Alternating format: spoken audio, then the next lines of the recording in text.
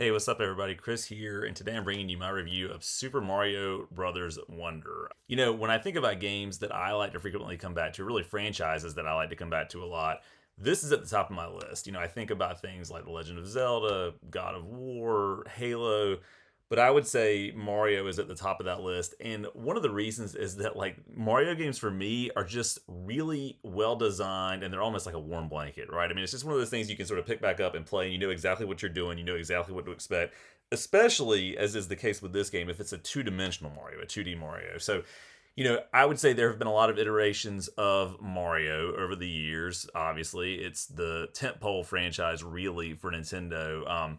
When we got New Super Mario Brothers on the DS, I believe it was, that was sort of a reinvention of Mario in the second dimension, I guess, so to speak, right? Because we'd gotten a lot of 3D Marios, we had Mario 64, Galaxy, all of that kind of stuff, but this was a way to sort of bring Mario back to its roots. It did start to feel a little bit rote and kind of repetitive over time, but I will say with Mario Brothers Wonder, I do think that they've done enough to kind of shake up that formula. Now, I wouldn't say that it's, a total evolution of that. In the end, there's enough familiarity here to make this work, but there's also a ton of weird, bizarre stuff in this game, which I think fits with Mario. I mean, that's sort of characteristic of all kinds of Mario titles over the years. And I would say, too, that a lot of people have discussed how they feel like this is the natural successor to Super Mario Brothers World. I would say that I can definitely see elements of that, but I would almost count this as Super Mario Brothers 4, right? To me, it almost feels more like a follow-up to Super Mario Brothers 3, or somewhere in the middle between that and Super Mario Brothers World. But either way, it's a great game. Is it perfect? I would say no, and part of that has to do with the length of the game. It feels relatively short. I did finish the whole sort of main story today.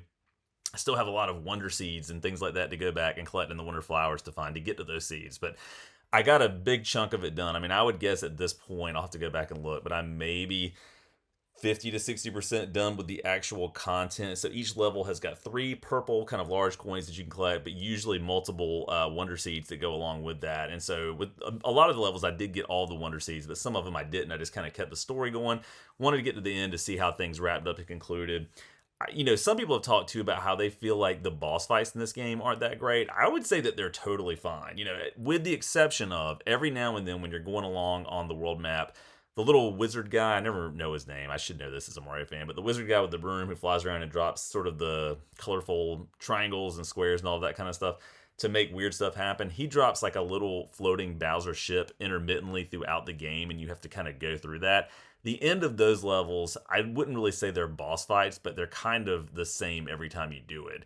Now, the main boss fights with the different castles that you get through, there is a lot of familiarity there when you think about Super Mario Bros. World and any of the other 2D Mario games, honestly, where you've got the Bowser Juniors that you're fighting and that kind of stuff. And I think really with this one, it's just one Bowser Jr. It's not sort of the multiple ones that you had with Mario Bros. 3. But there is some familiarity there, but there's some creativity with it. But none of it, I would say, from a boss fight perspective, is super overly challenging, which, depending on your perspective, could be good or bad. I think it's enough. I mean, it's entertaining enough, and there's enough there. But, if you happen to die on your first attempt fighting one of these bosses, you can easily hop back in because of the generous checkpoints that are, part and parcel to these types of games. Get right back to it and beat that boss without any issue. The levels themselves do range from insanely easy, I would say, especially sort of at the start of each one of the worlds that you get through, to, reasonably challenging. But I would say that none of them are so difficult that you're like, oh my gosh, I'm not going to get through this. However, there is one that I don't know that I actually finished it. I'll have to go back and do that level again, but it's sort of a wall jump training type of level to get a certain badge. And that's one of the elements of this game. You can equip different badges that give you different abilities within the game, such as almost having like a vine grappling hook, or being able to jump a little bit higher if you crouch first, or kind of spinning up and getting a floating jump, that sort of stuff. But there is this wall jump level that is really just a pain. Like, it's one of those things where you start to want to break your controller, and it's always funny to me, you look at the cover of this, right? Oh, it's Mario, it's, Luigi, and it looks colorful and cute and all that kind of stuff, but these are the most rage-inducing games out there, because as the platforming intensifies, it just sometimes makes you super mad. Like, there weren't a ton of levels like that in this, but there were a few that just really got, I wouldn't say on my nerves, but I had to kind of take a break, come back to it, got through it without any issue. But generally speaking, I would say this trends toward being easier on the spectrum of difficulty, because it's meant to be a game that anybody can pick up and play.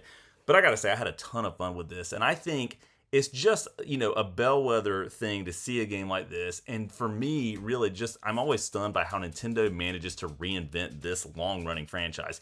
This feels like a new take on Super Mario Brothers. Again, not so new that it's straight up revolutionary, but new enough to make it feel fresh, to make it feel inspired, and for it to be highly entertaining. I think my only other complaint would be that I don't think this game should cost $60, right? I totally get that a lot of work and effort went into it, and Nintendo has to recoup that cost, but it's not an overly long game. I would say that I probably beat it in, I don't know, if I count all my playtime together, 6 to 7 hours, maybe something like that. Again, there is a lot more that I have to go back and do, and maybe there'll be some DLC down the road that they add to this. Who knows? But, for the length of it and for the number of worlds that you get here. And again, there's probably I'm sure actually that there's some stuff that I haven't yet fully done with it, but there are something like 6 main worlds plus the Bowser levels that lead up to the final fight, all that kind of stuff. It just feels to me a little too brief for that price tag. I would think, honestly, like $40 would be a little bit more reasonable with this, but it's a first-party Nintendo franchise. It's Mario. It's the most recognizable character, in my opinion, in all of video games. So, of course, they're going to charge $60 for it. But as soon as this was announced, I knew I was going to pick it up and play it. No doubt about it. Played through it, and I really loved it. I did. It's not perfect. I don't think it's better than Mario Odyssey, which that's a different type of Mario game.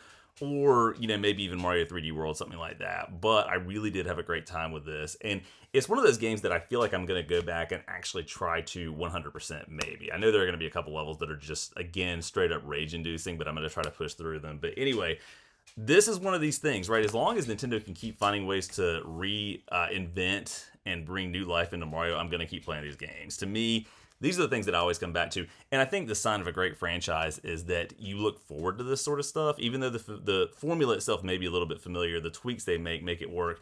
And I've got tons of other games that I could be playing right now, right? I've got RoboCop Rogue City, which I'm super excited to get into, Starfield. And I was going to do a review of that one, and I'm getting close to the end of it, but I just haven't gotten there yet. When I finally do beat that game, I guess the main story of that game, I will probably do a review of it, but what I'm coming to is this. I have other games I could play, but all I've wanted to play since I picked it up is this. So I think that speaks to the quality and entertainment value of a game. Whenever you just have all these other options and you want to come back to it, that's what it is. I mean, that's Mario. That's what makes it so great. So anyway, if you played Mario Wonder, let me know what you think about it down in the comments below. And as always, thanks so much for watching.